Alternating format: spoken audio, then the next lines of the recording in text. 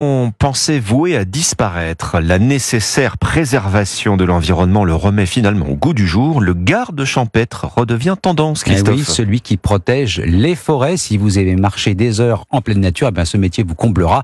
Moins de 700 gardes champêtres aujourd'hui. Il y en avait plus de 30 000 il y a 50 ans. La prise de conscience environnementale, vous l'avez dit, et les incivilités écologiques ont redonné ses lettres de noblesse à la profession.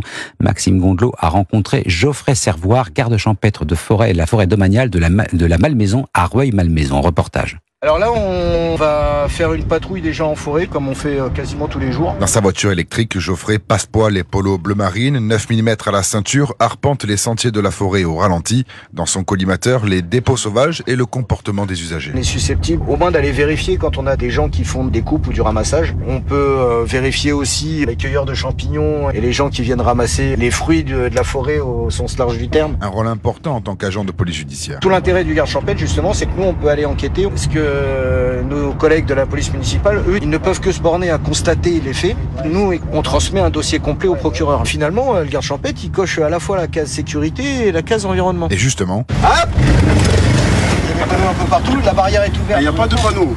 Mais si, il y a des panneaux de sens interdit. Je suis désolé. L'homme fait demi-tour. Les incivilités restent le problème numéro 1 de Geoffrey, mais il constate toutefois des comportements plus respectueux de l'environnement. Et nous voici de retour à la case départ. Un reportage Maxime Gondelot.